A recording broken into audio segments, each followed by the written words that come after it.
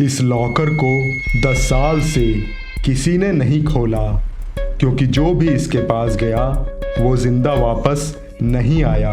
लेकिन आज मैं इसे खोलने जा रहा हूँ। नमस्कार दोस्तों, आज राजनामा में हम एक ऐसे राज का पन्ना खोलने जा रहे हैं जिसका नाम है लॉकर नंबर 302। कानपुर के एक पुराने बैंक की तीसरी मंजिल पर एक ऐसा लॉकर था जिसका नाम सुनते ही वहां काम करने वाले पुराने कर्मचारी भी चुप हो जाते थे। Locker number 302। राहुल, एक साधारण लड़का, आज उसी लॉकर के सामने खड़ा था। उसके हाथ में एक पुरानी चाबी थी जो उसे उसके पिता ने मरने से पहले दी थी। उसके पिता, जो एक स्कूल टीचर थे, उन्होंने अपनी आखिरी सांसों में बस इतना कहा था, 302 वही सच छुपा है और किसी पर भरोसा मत करना। उस समय राहुल को ये बात समझ नहीं आई, लेकिन आज सब कुछ बदलने वाला था। बैंक मैनेजर मिश्रा जी ने जैसे ही 302 का नाम सुना, उनका चेहरा उतर गया। उन्होंने राहुल को रोकने की कोशिश की। कुछ राज दफन ही अच्छे लगते हैं, लेकिन राहुल अड़ गया। आखिरकार लॉकर खोला गया। अंदर सिर्फ 3 चीजें थी, एक डायरी, एक फोटो और एक छोटी चाबी। लेकिन इस बार एक और चीज थी जो पहले ध्यान में नहीं आई। लॉकर की अंदरूनी दीवार पर खरोंच कर लिखा गया था, मुझे धोखा दिया गया। राहुल ये पढ़कर सन्न रह गया। उसने तुरंत डायरी उठाई और घर जाकर पढ़ने लगा। हर पन्ने में उसके पिता की जिंदगी का एक नया सच खुल रहा था। वो सिर्फ टीचर नहीं थे, बल्कि एक गुप्त जांच में लगे हुए थे, जिसमें शहर के बड़े बैंक घोटाले का पर्दाफाश होने वाला था। डायरी में बार बार एक नाम आता था, वर्मा, और फोटो में वही आदमी उसके पिता के साथ खड़ा था। फोटो के पीछे लिखा था, इस पर भरोसा करना मेरी सबसे बड़ी गलती थी। डायरी के आखिरी पन्ने पर लिखा था, अगर मैं जिंदा ना रहूं तो सच तक पहुंचने के लिए रूम 17 जाना। लेकिन सावधान रहना, असली दुश्मन बहुत करीब है। राहुल के दिमाग में सवालों का तूफान चल रहा था। क्या वर्मा ने उसके पिता को धोखा दिया या कोई और भी इसमें शामिल था? राहुल उसी वक्त शांति लॉज पहुंचा। वहां पर बूढ़ा रिसेप्शनिस्ट उसे देखकर घबरा गया।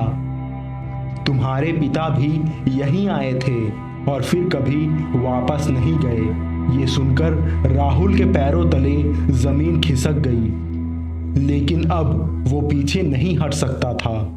रूम 17 खोलते ही एक सन्नाटा और अजीब डरावना माहौल उसे घेर लेता है। कमरे में हर चीज बिखरी हुई थी, जैसे वहां किसी ने लड़ाई की हो। तलाश करने पर उसे एक छुपा हुआ कंपार्टमेंट मिलता है जिसमें एक पेन ड्राइव रखी थी। राहुल उसे अपने लैपटॉप में चलाता है। वीडियो शुरू होता है। उसके पिता और वर्मा साथ बैठे हैं। पिता कह रहे हैं, हमने सबूत इकट्ठा कर लिए हैं, अब सच सामने आएगा। लेकिन अचानक वर्मा का चेहरा बदल जाता है।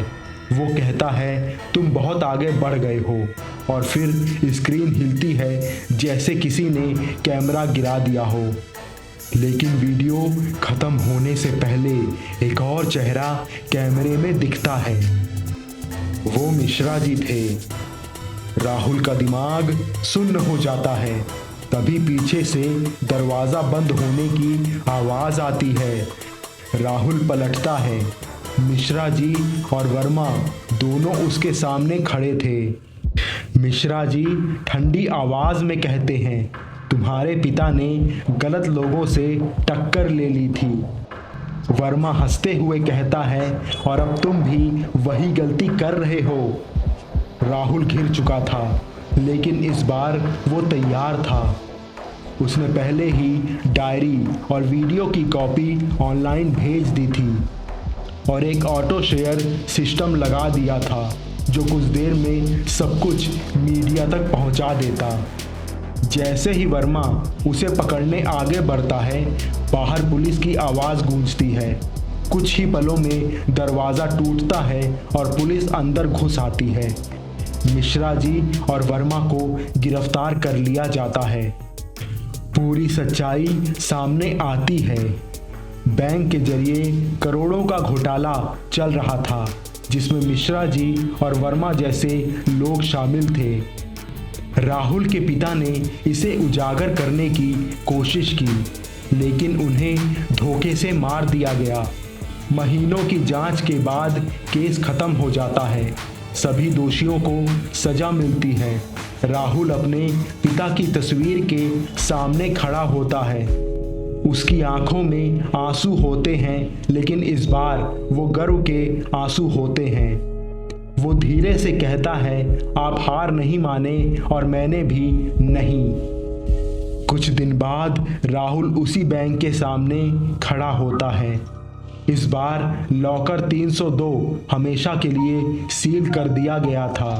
उसके अंदर का हर राज अब दुनिया के सामने आ चुका था। राहुल एक आखिरी बार उस लॉकर की तरफ देखता है और बिना पीछे देखे वहां से चला जाता है, क्योंकि अब कोई राज बाकी नहीं था।